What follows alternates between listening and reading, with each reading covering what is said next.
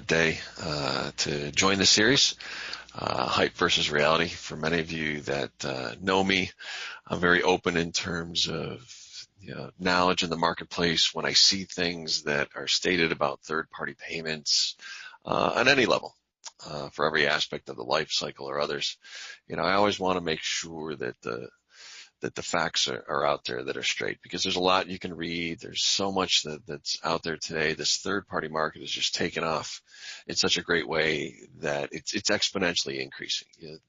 The world knows that everything's now happening through some type of third party, whether it's in part, whether it's a fraud and risk solution. And we're going to talk about a little bit more about risk and compliance today, but we can deviate to other topics as the hour continues, because we talked about onboarding last time, right? And the different keys that were there. But there's so many key aspects that a third party has to do and has to do right. And you see the recent increases in scrutiny by regulators in the UK, with everything that's coming up there, with here in the States in terms of the additional KYC information and how you can share information and people have to opt in and opt out, and how that's going to impact third parties. And then in the UK, somebody can say, hey, if you don't need my data, please delete it. And do you have a system that can actually go in, find that information and actually delete it, and then prove you deleted it? And what does that involve? And so now there's these different levels of playing in the third-party space that has to continue to be stay on top of. And so there's a lot of messages that are out there in the industry of here's what our solution does and here's what a partnership with acquirer A will get you. And so this was really, again, meant as a forum to say, hey, I've read about this, or I've heard about this, or could you tell me a little bit more about this aspect of the life cycle in general? And again, we're trying to keep the theme in terms of risk and compliance today. Onboarding was the real key one last time in terms of how do you really do your KYC? What kind of partnership should you take into? Should you have consultative help when you're doing it? How do you really, and many of you on the call already know, how do you turn this into what does good look like across every facet of the life cycle? And onboarding was critical. How do I get speed to boarding? How do I make this seamless to the merchants? And now you start to say, okay, now that I've got the merchants and I'm setting them up and I'm building risk profiles, what does a risk profile mean? Do I have a solution that can actually give me individualized risk profiling without some maintenance nightmare where I need a team of people to keep track of Billy has a 10% reserve and Susie's got a 2% reserve, and here's why, and their business is starting to mature, so I want either a diminishing reserve or no reserve, and then change their, how do you keep it extremely flexible in terms of servicing your merchant from both protecting yourself as a third party over these merchants, as well as giving your acquiring set and the card networks the confidence that you have this under control. A lot of people will partner with different official risk tools. There's too many to mention out there. There's no reason to go through kind of the tool set in terms of risk and compliance, because it really depends on the maturity of what business you're in, whether that's low, medium, or high risk. But it's more the how am I controlling it, and how am I controlling it based on the rules that my acquirer has said I need to control them by, because each acquirer kind of demands a little differently in terms of the risk profile, the resumes of your risk people on your team. What kind of tools do you have? Can you send the acquirer certain reports at the end of the day? Can the acquirer somehow get better visibility into the money in, money out, because that's really what they have heartburn around? Or, do I have to have a great, from a credit perspective, do I even need to have a great business plan, a business model, and investors, and prove that, my model's the greatest thing since sliced bread before they'll agree to be an acquirer? Because, many times, coming from the acquiring space in a former life, a couple times, it's really an education back to the risk people, to where myself and my team had to spend more time with risk and compliance to A, educate them about the industry, B, tell them it's not as bad as they think it is, because, let's be open and honest, they have a role as well to protect their organizations. So some of us on the sales side at that time would have called them lovingly the Sales Prevention 101 team. But the key is to work directly and work closely with them. If you think you can get around them with your acquirers, it will eventually come back to haunt you. So those of you that are third parties out there thinking about your acquiring partnerships, be sure to ask about the comfort level and the knowledge that risk and compliance departments have of your industry, of your business, wholesale ISO, marketplace, payment facilitator, retail ISO. Really get to know the acquirer and challenge them to prove that they have strong risk and compliance partnerships and understanding and staff that get them. Because at the end of the day, if you have a great business operational system, you've got a tremendous back office, you're doing everything right, you're firing on all cylinders, the MCC codes are cool, and there's no bad eggs, you're limiting the bad eggs, and you're catching the right people in the right time, and then you're keeping the chargebacks down to a minimum, where you're only entertaining those merchants that, on your behalf, keep those chargebacks down to a minimum.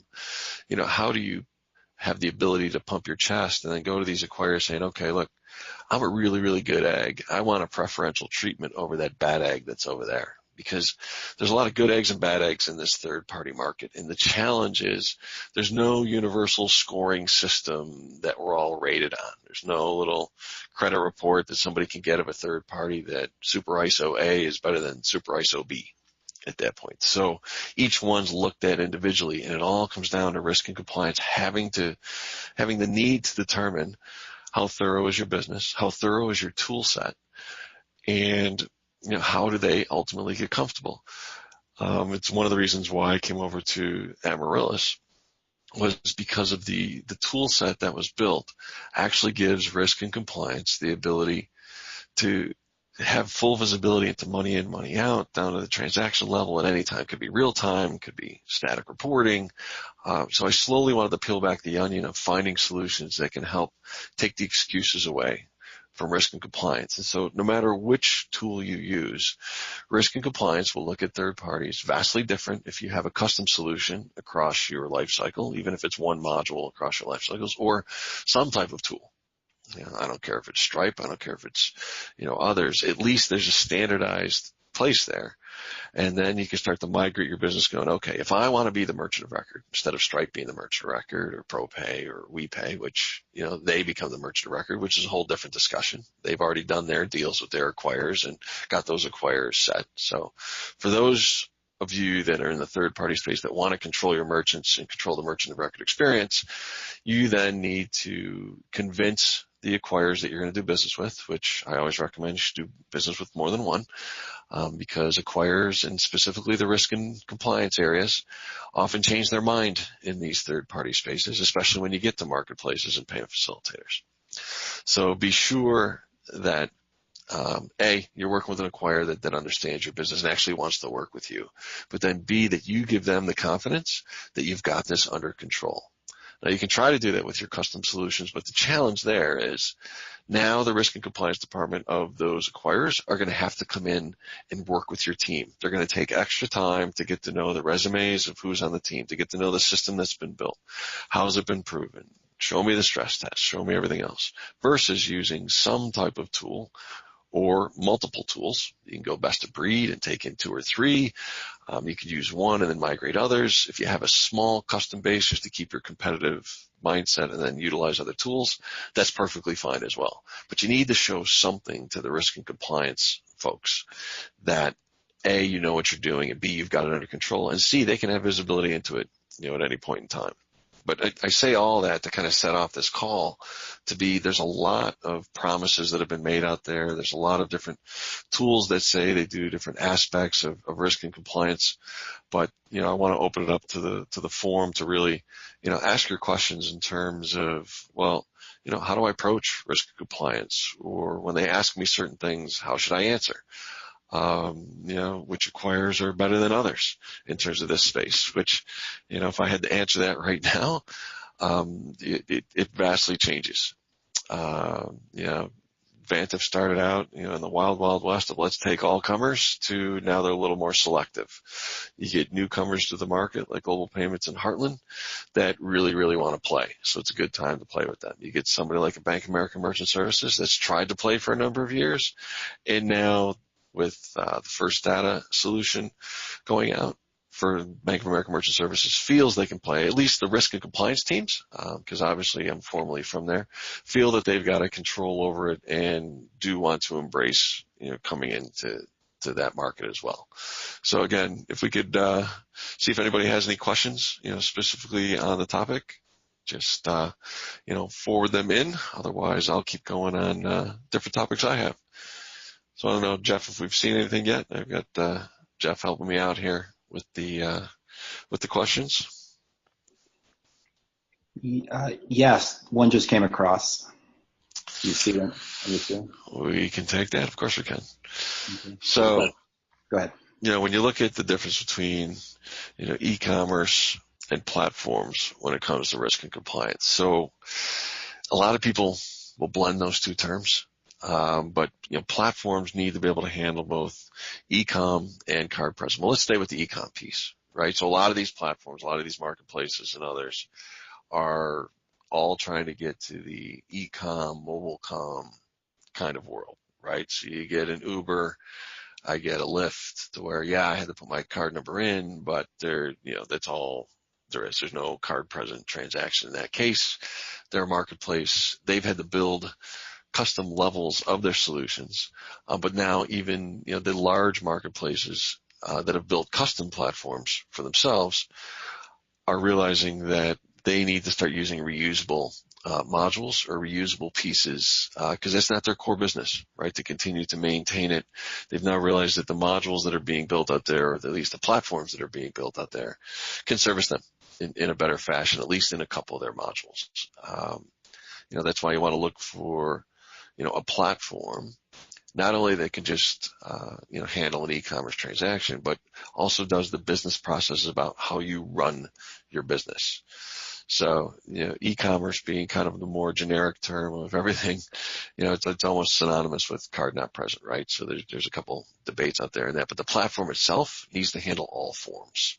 But if we stick again with the e-commerce piece, because it's the one that the networks and the acquirers have the little different approach on, it's even more critical to have the right system solutions and overall platform in place to be able to do those risk profiles for the businesses and merchants in such a seamless way that the merchant still feels they're getting a great experience, but yet is so customized that the third party, whether it's a wholesale ISO, marketplace payment facilitator, retail ISO, flash title, master merchant, any of those third parties can manage these efforts in a far more efficient manner because it's been very manual for many of these so-called platforms to date.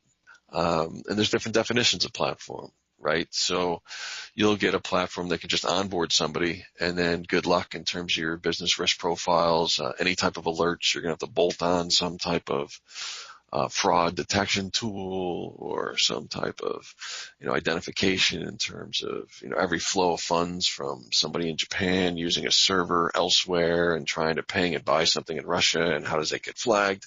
All those different tools, does it come with the platform, or is the platform more a gateway? And so there's probably a discussion for another day of, platforms and gateways and why people confuse them. But really appreciate the question there. And then we've got another question coming in. Is there a tool or presentation I should use to present my business model to the risk team with my acquirer?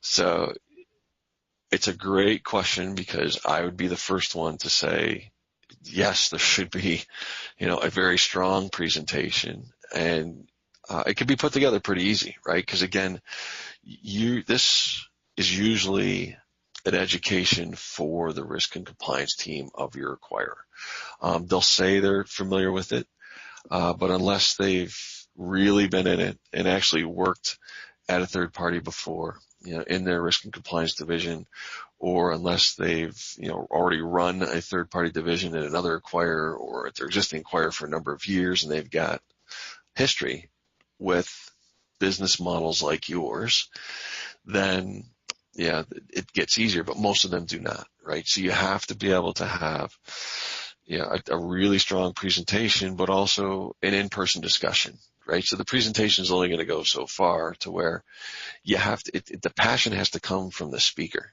right? So you have to have somebody on your team That's great that you put it on paper, but do you actually have somebody that gets it and can get the message across to where, oh, okay, now I understand that this isn't as bad as it is if I look at companies this way, and if I get this information, and if I tell my team to go get this, then we, the acquirer, can be comfortable. And if I get these reports, and wow, if I even have access into the transactions themselves, well, then I'm not going to complain that I only get a report every week, every month, or when I get the reports. Because just because I, the acquirer, can see the transaction, it doesn't mean that I can see everything. And so, give them the comfort in whatever form you can that they can see far more than they probably perceive they can see. Also give them the comfort that you're not somebody that's just out of a garage and it came up with an idea and you're just barely getting by. Show how you're beating the acquirer's rule set. Show how you're beating the card network's rule set in terms of how you hold yourself to a higher standard from a risk and compliance perspective. Because this is your business. This is how you make money. So of course you've got risk and compliance controls in your head, but is it at the same level that your acquirers expect? So in that presentation that you're talking about, make sure that you really tackle the different aspects of how you're holding yourself to a higher regard than the risk and compliance. In my old 2 checkout days, that's exactly what we did, right? So we made sure that that our compliance was always better than the acquiring set. Yeah, so great question there in terms of what kind of presentation could you use. Let's go through a couple more questions here. So, what are the main differences between e-commerce platforms? We did that one. Thank you. What are the new technologies changing for risk and compliance teams? Well, we kind of touched on it earlier, right? Platforms are getting smarter and smarter, and they're realizing that most third parties that are going to use a platform, or the third party building their own platform, wants less throats to choke. And so the partners that can do this well and do it in a consolidated fashion to where they're white labeling others or they're building it themselves, it's to the third party themselves. They don't care if the platform's using 1 or 4 answers. If it's seamless to them and it's integrated and it's got the right API set. So from a technology perspective, really work with those tools that are satisfying, your needs. And I'm going to sound like a broken record here, but also solving the needs above and beyond what the acquirers and the card networks are predicting. Like, go predict the market and be better. Make sure that you're doing proactive and reactive real-time checks on every permutation you can think of these transactions. Continue to be smarter. Continue to build some AI into your alert system or your risk and compliance profiling. Let the system do the work. There's enough technology now out there where the system can continue to upgrade and improve itself, as it moves forward. So use that to your benefit, because again, until some acquirer proves me wrong, risk and compliance will always be behind the curve in terms of the tools that are available for a third party to conduct their business and to conduct it safely. At the end of the day, as we all know, the card networks care about the merchant and they care about the consumer. And it's not so much the acquirer, it's not so much the card issuer or anything else. It's really between the merchant and the consumer. And technology is getting better and better in terms of giving a better experience to the merchants. These merchants at the end, don't get a great experience if they go directly to an acquirer, which is why they're coming to many people in this complex payment model third-party market space, right? Because the third-party market makes it so easy for them. Well, what comes with the easy on the back end makes it, these third parties make it look easy, but there's a lot of work in the back. And that's why risk and compliance, to me, really is the most important piece, because risk and compliance holds veto power over your business. At any point in time, the acquirer can say, well, no, my risk and compliance department has determined that we no longer want to support your type of model or your type of volume, or we need to see more volume, and so on. So it's critical to use technology to your favor, especially if it's technology that's been adopted by others. The challenge is, if you're using technology that only you are using, then it brings up red flags that they have to do more work. If you're using technology that somebody else is using and that person's successful, especially if that person's successful with that acquirer, it's a no-brainer. The risk and compliance people have already done their due diligence on that once in some form or fashion, and now they're able to replicate it and do it for you as well. So great question there. There's a lot of technologies that are coming through. Stay abreast of the different platforms of what they do, but really challenge your tech solutions of what they're doing specifically in risk and compliance. Specifically ask, can I do individualized risk profiling? Can I do, not only risk profiling on the money in, but also the money out? And, how many different ways can I look at Billy's business and Susie's business, and because Billy's been in business 25 years, I can charge him interchange plus with no reserve, but Sally started her business tomorrow and I want a 10% reserve. I only want to pay her every 7 days. I want real-time reporting on every single transaction. I want my alerts tuned up to the highest ability on Sally because she's selling a high-ticket item. She's never done it before. And how do I, in my system, be able to keep track of that and set both of those scenarios up fairly seamlessly by only clicking a couple buttons? So how do I make sure your platform can control that? Because if all your platform does is onboard a merchant and then say, good luck to you, especially in a multi-acquirer scenario, which is why it's always dangerous to go with just one acquirer and their solution, then you got to make sure that everything else ties out. So again, great question there. Really appreciate it. And another question comes in. If I'm able to improve my risk profile with my acquirer, can I negotiate a lower rate? We touched on this slightly earlier before, right? In terms of, think about it from the risk side.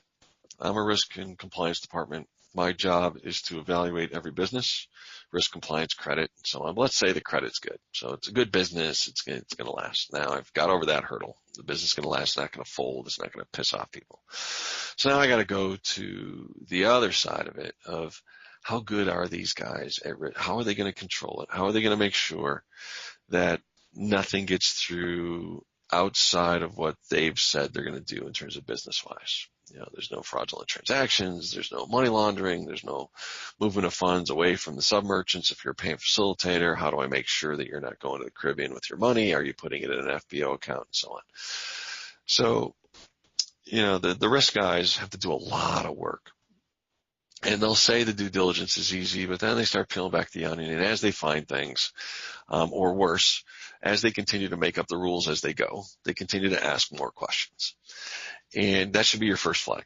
If your risk and compliance department of the acquirer you're working with starts asking like progressive onboarding questions just of your own business, as if they should have asked you that question the first time, that's an opportunity for you to help educate them in terms of, look, here's a solid due diligence pack. And there's ways to put together packs for acquirers that already answers more than enough questions for them. I would highly recommend that everybody has a due diligence pack available to them at any time. I'm always happy to help share what a good due diligence pack looks like, or the data points you should have in a due diligence pack. It's kind of no different than a data room if you're going out for an investment, right? Typical data rooms have the following details when you're going out for an equity round or something. Well, so should you from a business perspective when you're trying to get acquirers, so that you have this pack ready to go for any new acquirer relationship, especially if you want to expand quick, you're going to have multiple acquirer relationships. That means you're going to have to share information. So the sooner you have this pack together, or if you improve it each time you do it, even better, the better. So the risk and compliance guys are going to ask you questions, and you're going to answer them, and they're going to keep asking until they're happy.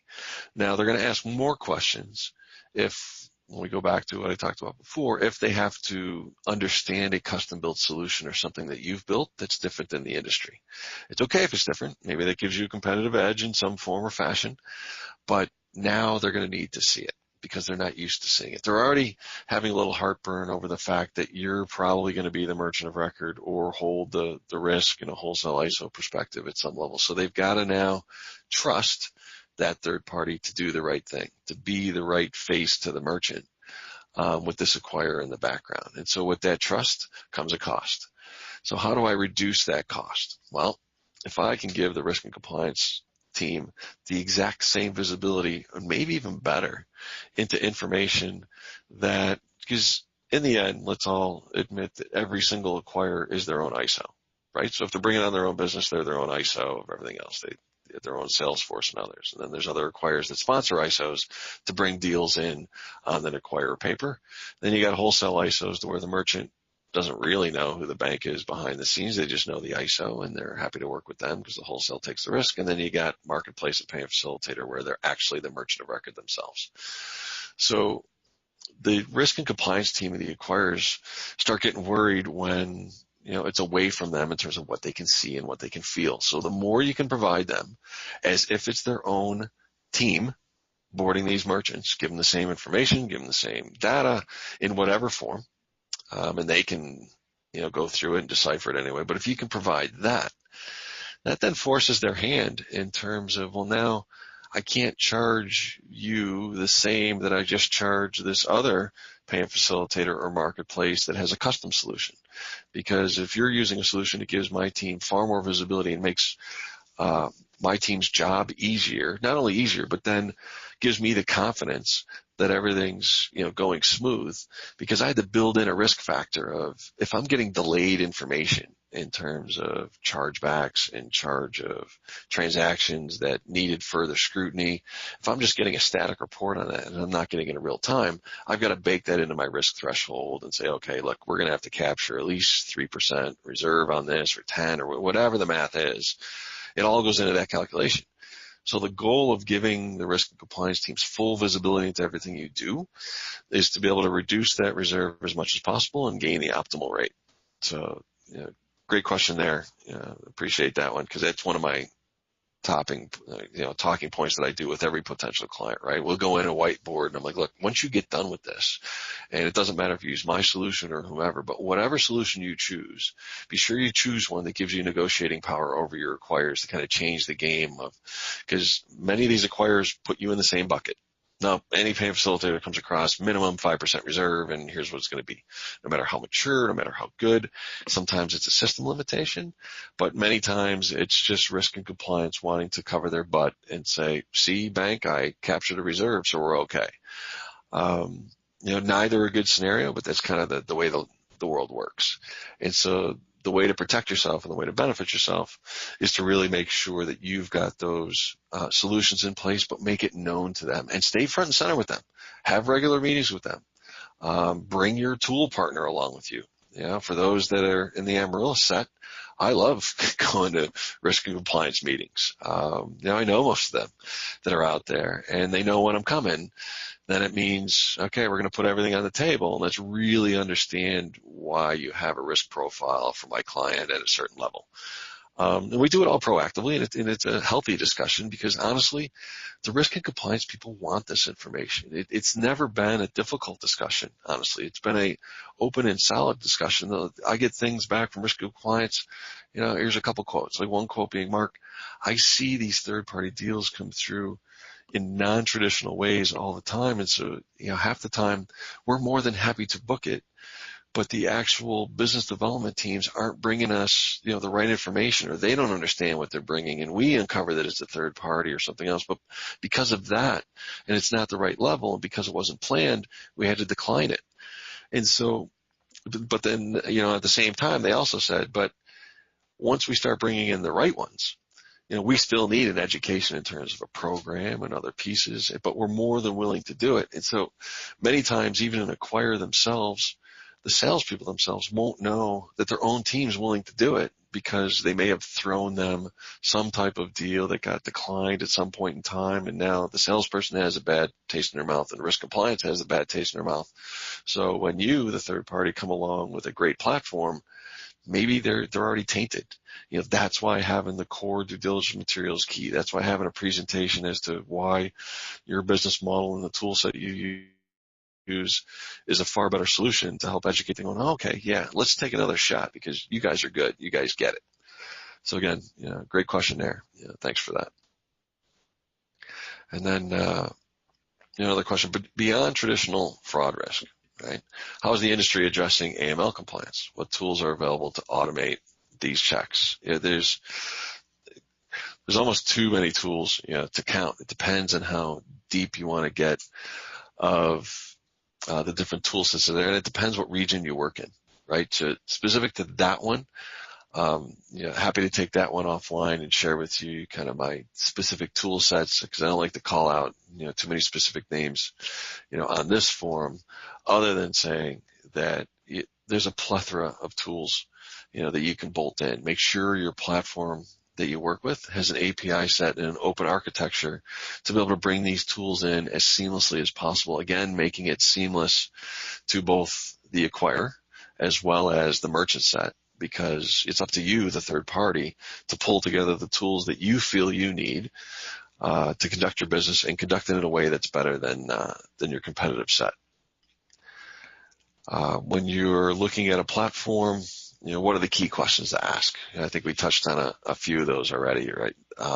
I'd harp on the risk and compliance aspects first, but very specifically, how deep does risk and compliance go within the platform versus what I need to get externally, which is okay. Not every platform does everything, right? So you can get a certify or 41st parameter that needs to be bolted into a platform.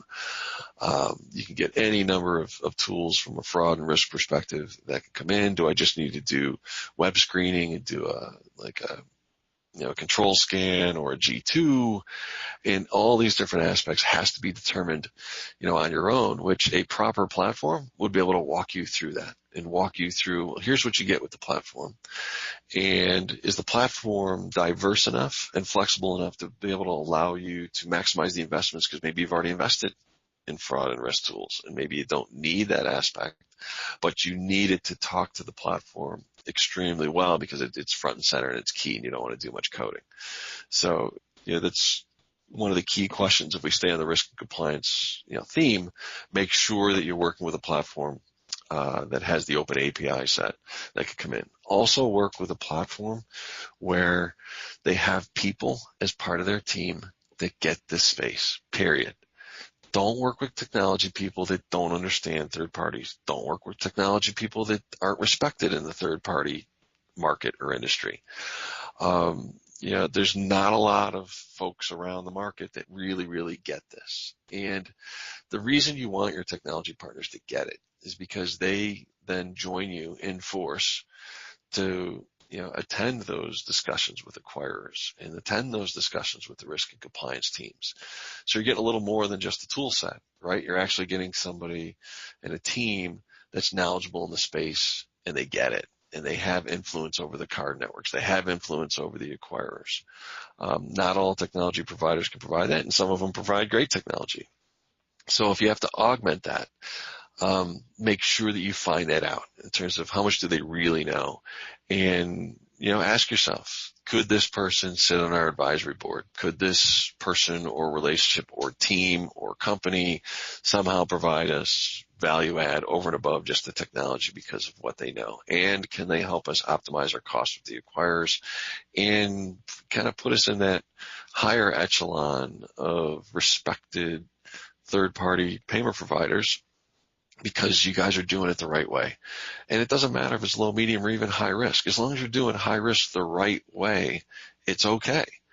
There's obviously more to control there, and risk and compliance is huge in that aspect. And some of the acquirers have been feasting in that area forever in terms of making a killing in terms of the rates that they're charging. But fight back and actually have tools better than what they are, to then go to a more traditional acquirer and say, hey, even though I'm high risk, I'm still in an MCC code that you find acceptable if done correctly. But we do it in a third party market, but here's the tools we use it as. It's no different than if we were direct merchant of record. Here's kind of the tool we have. Now let's talk rate. Would you be interested? There are acquirers that are starting to open up their risk threshold because all their revenues are being pressured, right? Rates are being squeezed. Where else can they get revenue? It's in these third-party models. And so they understand they have to play. And so, for those on the call that are from the third-party set, you're in a good spot. You're in a decent negotiation area, but you got to come prepared, and you got to come, with the documents you need and the experience that you need, because otherwise it's going to be a very long road and it's going to be frustrating conversations, and you may agree to a deal that isn't optimal at that point. So great question there. And so here's a long question. Let me try to read through this whole thing. Do you believe the skill set of current compliance staff is adequate to underwrite payment facilitator models, or is there a different set of expertise that underwriters need to have? What makes complex payment models unique from a regulatory perspective?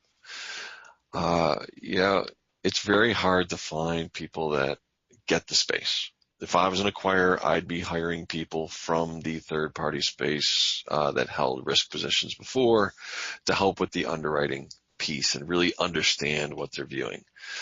Now, the salespeople can be helping them as well on the acquiring side. Get to know these models, get to know what the typical pictures are of the dollar flows. It's not overly difficult. You can draw a simple picture in terms of how it flows between all the parties. Make sure that as a salesperson you understand that. And so then also in turn, work with your risk and underwriting team to understand what their due diligence is. And it goes back to my earlier comment. Not all acquirers treat these spaces equally. And that means you're going to get 200 questions from acquirer A and 20 questions from acquirer B. But be very wary of the 20 questions, because the 20 questions could be like the back to school scenario with Rodney Dangerfield is 20 questions with 15 subparts for each question. And you don't know which way it's going to go. So again, that open dialogue and the relationship. And at the end of the day, each of these Hub versus Reality series, you're going to hear me say this too, it's all about the relationships that you carry. Now, this means it's a longer sales cycle, and it's a longer relationship cycle to get the deal done. But in the end, trust me, it'll be worth it, because then you're both respected at the end. You both understand where both sides were coming from, and there's nothing to hide. And that's really what risk and compliance is about, right? Trying to find the stuff that's being hidden. So to answer your question specifically, I don't feel that there's enough underwriters in the acquiring set to truly understand the market. And that's why the third parties need to do more work. That's why the earlier question of, is there a presentation or something we should do? By all means, get that presentation done. Don't feel that your acquirer really gets you. And even when consulting firms come and say that they may get you, there's only 5 or 6, in my opinion, that actually get it. So happy to share with that, as I am all the time. Anybody can reach out to me at any time. And if you have a question about a certain consulting firm or a certain individual, or you see somebody connected to me in LinkedIn that you're questioning about, I'll be more than happy to give you an opinion of who could really help you in terms of what you're looking for.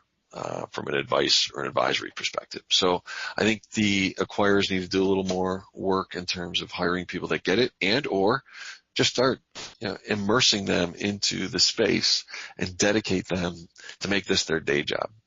Some acquirers make the mistake of spreading this risk or spreading this responsibility over a number of people to where they're doing 90% or 95% traditional business, but then all of a sudden 10% is third party, so they can never get good at it if they're always doing traditional. And what happens is they start bleeding into the traditional world of when they're trying to underwrite you, and then you don't feel special as a third party. Like, well, this is kind of like a traditional relationship, and you kind of just redlined out 2 of your questions because those apply to a direct retailer, or they apply to something that doesn't apply, or worse yet, you get through the due diligence and then you get a contract from the legal team, and it's a traditional contract, and they're trying to redline it and make it a payment facilitator contract or a marketplace contract and others.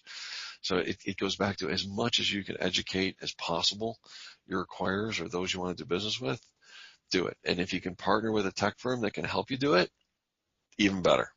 So, make sure you're partnered with the right tool sets and platform to get this stuff done. Also make sure that the acquirers that you're really courting get you and they understand you. And if you have your documents well thought out, there are acquirers that are just breaking into the market that will find you far more attractive than others that are either migrating from ISO to payment facilitation, because there's a lot of that going on, right? There's a lot of ISOs becoming payment facilitators, And now they need an extra tool, and now they're going to get extra due diligence. But if you know what that extra due diligence is up front and you actually proactively go to your acquirer to hand it over to them, even better. Yeah. What else? So here we go. Mark, should I board my ISO and PF business with the same acquirers? Does this matter? Well, you could. I think I mentioned earlier, I don't recommend it only from the fact of risk and compliance can change their mind, or senior executive management can change their mind of, you know what, this perceived risk that I have, and it's perceived risk, right? It's not always real risk. Now the challenge is people can point to real risk events that are out there, but it's rare of what happens, but they're there, right? And they happen more frequently in times than traditional merchants. And that's the challenge of the industry. That's why risk and compliance has to come up with some type of score to then protect the company over a potential bad egg. I know of other scenarios to where the payment facilitator, marketplace, I mean, they were in business before they were even called payment facilitators, even before they were called IPSP and PSP and every other word that was out there. I've been in business 25 years and then had a great payment facilitation business for a number of years. And the acquirer declined them, just based on, and it was a medium MCC code, but they treated them as if they were a startup going, well, what if this goes south and something else? I go, look, you can't live in the world of what ifs. You have to be very fair and you have to be consistent across the board. The payment facilitator I'm talking about is still well in existence, doing a couple $2 billion in transactions, and the other acquirers that are partnered with them are fine. Now, this is a former client of the acquirer I'm talking about too. New management came in, wanted to relook at the entire book of business across their portfolio, and decided, you know what, we're not going to do payment facilitation plays anymore. Like 3 acquirers did that, 3 years ago or so. And amazingly, all 3 of those are now, they have payment facilitators on the books. And they're like, well, maybe they're not as bad. And that's because they brought in different risk and compliance people that now get it. There's revenue pressure, so they have to bring in these kind of models because the other tier 1 banks are bringing it in. So why not now? It's not just the wild, wild west anymore. Yeah, it's pretty controlled. There's still a lot of room for improvement. There's a lot of room for negotiation in terms of rates. But, that's why I said earlier, the opportunity to work with acquirers to me is larger now than it was before, but it's going to take an education. So don't get frustrated when risk and compliance asks you questions and you're like, why are they asking me this? It's because they probably don't fully understand the market, but you can help them fully understand the market. Let's see what else we got here. How do you contain risk when serving merchants with completely different risk profiles? Yeah, that really comes down to your platform itself in terms of being able to have multiple hierarchies or multiple account structures within your own business. Make sure that you can have as much flexibility as possible, but also make sure that it's controllable. You don't want to bring over, if you're migrating from Stripe onto some platform and you've got 15,000 merchants, you don't want to do 15,000 individualized profiles yet. You want to be able to bring them on in 2 or 3 different profiles. Maybe you got a high, medium, low risk. And then even within those, you've got 2 or 3 different buckets of mature versus startup or something. So start with a manageable number so that you can get those 15,000 merchants across, and then have a very strong rule set in terms of when a client looks like this and smells like this, it goes into this bucket first, and then we monitor them through our alert system and through our own intelligence, where the system is telling us, hey, even though Sally started tomorrow, she's been a really good egg for like the last 4 months and everything's going smooth here and everything else. You told me that if Sally was okay for those 4 months and did everything up to snuff, maybe we can reduce the reserve and we can do this and we can do this. Great. And the system would do it automatically. So, make sure you have a system that could not only, set them up that way, but they can manage them that way, because then you can run your reports and alerts based on that, of the different levels of what those clients are, how effective are they, and maybe you can even share the data, with those clients in a generic form to say, clients like you on our solution are doing the following. Data's power, right? So you can do anything there. So great question. Appreciate that one. Mark, is it common for acquirers to send their risk teams to trade conferences, and are they open to meetings? So they do send them to trade conferences. MRC obviously is a big one, to where they go to the Merchant Risk Council and talk with the other risk people that are there. But they also attend, the other bigs. So they'll go to ETA, they'll go to Money 2020. It really depends on where the acquirer wants to be seen that they play. So I recommended to acquirers, you should take at least one risk person with you to be able to handle the questions that I just asked people on this call to ask of them, earlier on, right? So if the risk person is at these conferences, A, it shows the industry that they care. B, it shows that they're actually going to have somebody that can speak to you in person and give you the confidence that, yep, we're going after these models.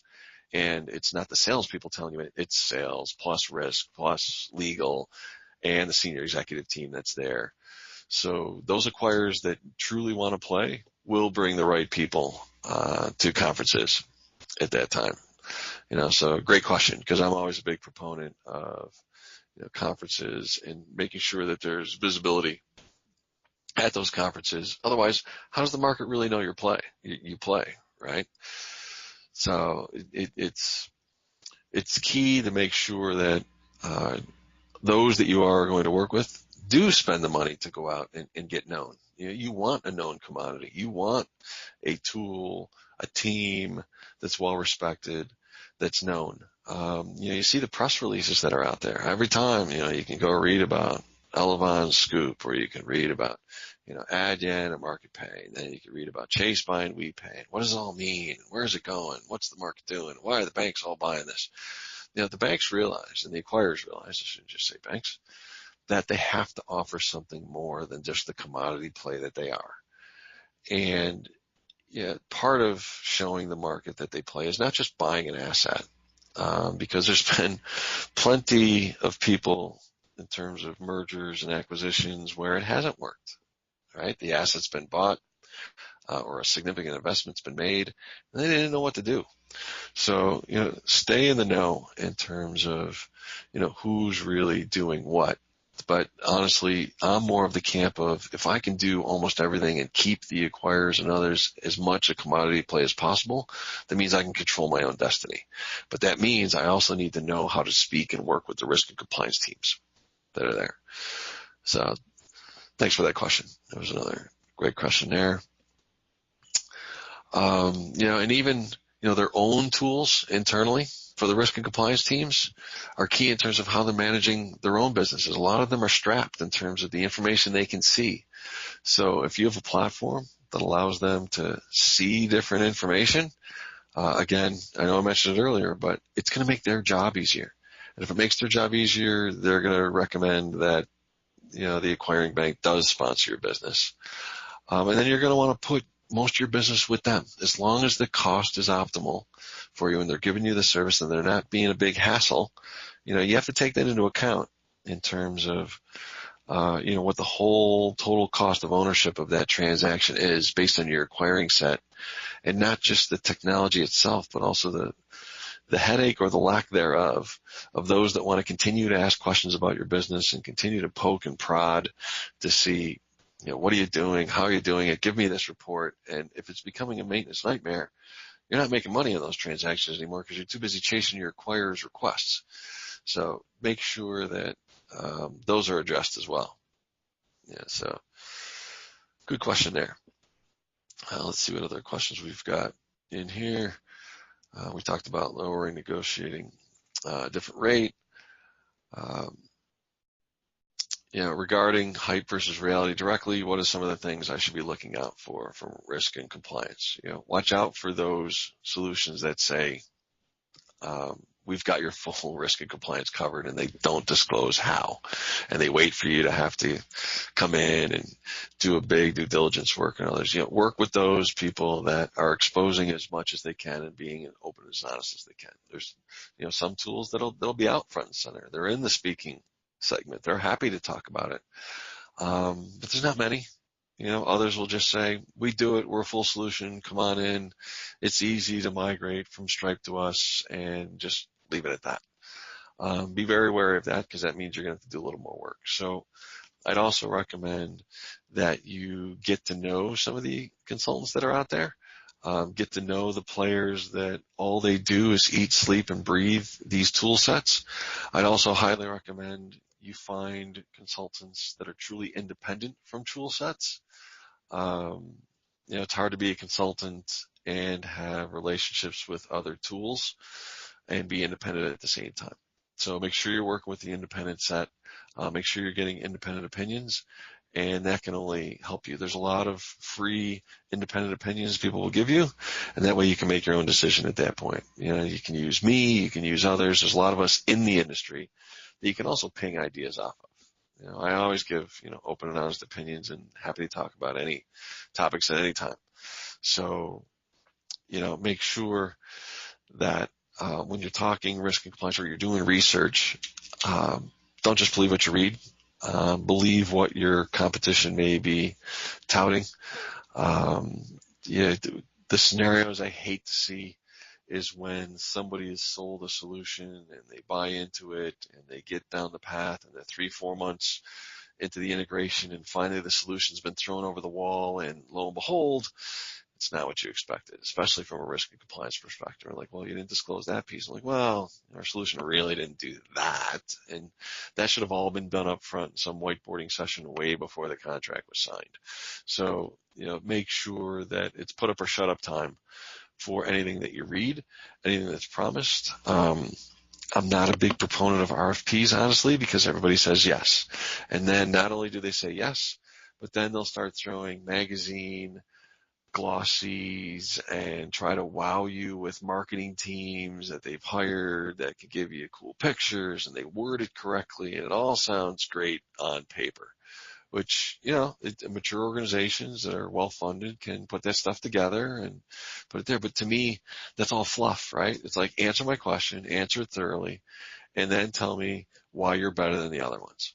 But the challenge with an RFP is you have to take their answers, what they put, because you've asked for it. So if they say yes, no, well, then what degree of yes? Which means you needed to ask the question differently. And it gets in this vicious circle to where if you really knew the industry and you had trusted advisors in the space, those trusted people will point you down the path of the final 2 or 3 that you should be speaking to, and there shouldn't even be an RFI or an RFP because you already had it in your head, you did your due diligence, and you're connected in the industry enough to be able to know who the 2 or 3 people are. Or work with a consultant and say, look, I don't want to do a formal RFP, but here's what I'm looking at.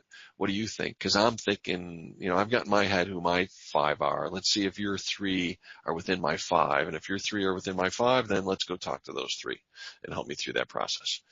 So, thanks for the question there, because that's what the hype versus reality series is all about, right? How do you sift through everything that you can read, everything that comes through in an RFP, and how do you circle yourself with enough trusted people, trusted advisors, trusted peers that it's what the word says, right? How do you trust them? And then how do you make sure that you follow kind of the guidance they've given? But I know we've got 3 minutes left, and but I'm happy to continue here, but I want to make sure that I open it up, and if there's any other questions that want to come through in the final couple minutes. This has been great, by the way. Really appreciate everybody and all the questions that they've been asking. I'm trying to go through the list here and see. I've got another one in here. Should I split my PF business? It really depends what kind of business you have, but again, I hate to use the term always, but I don't see a reason why you should not have a multi-acquiring strategy. At least have a backup plan. Platforms can go down from the acquiring side. And if it goes down, do you have a fail-safe swap over? Do you have a backup plan? Do you have a backup plan if they decide they don't want to support your business anymore? Especially if you're not a major player. So like nobody's going to decline Lyft or Uber right now unless they start getting a little more hairy in terms of management, what management does. But it's not the business model itself that's going to shut it down. Other businesses that are a little smaller, that are doing things differently, it's new for the acquirers. So new means potential, I'll say yes now and say no later. Or worse, I'm saying yes now, but now that I've done more due diligence 3 months later, now the answer is no. But now you've stopped talking to the other acquirers, now you have to start that over again. So at least if you have to, you've always got somebody that you can fall back to. So great question there. I would definitely use multi-acquirers in the payment facilitator space, especially from a risk and compliance angle, right? Because they're different teams and so on.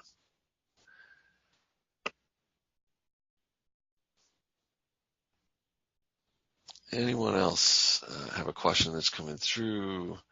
I'm just going through some of the other ones in case I've missed them.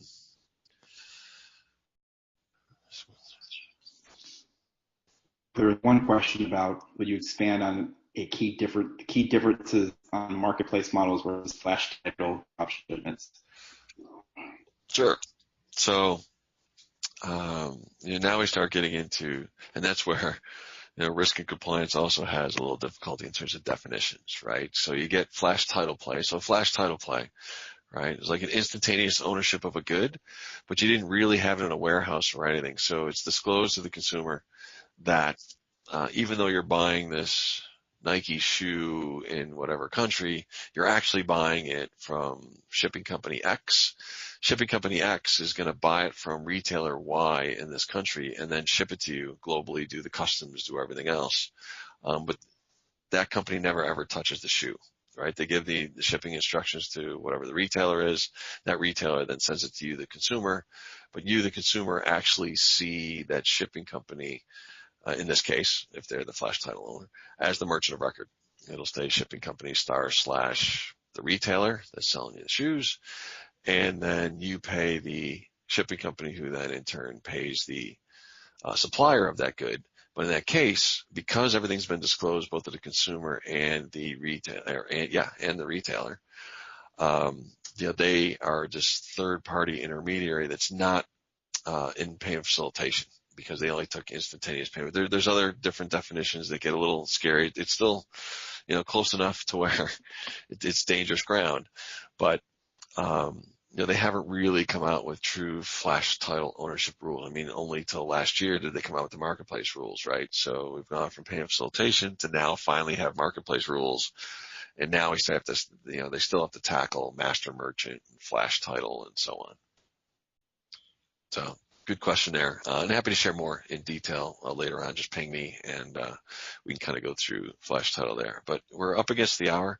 I really appreciate everybody dialing in. Don't hesitate to reach out to me. Use me as a trusted advisor, a trusted peer if you'd like. No issues there. Again, thank you for your time, and I'd like to wish everybody a good day and a happy weekend. Take care, guys. Thanks.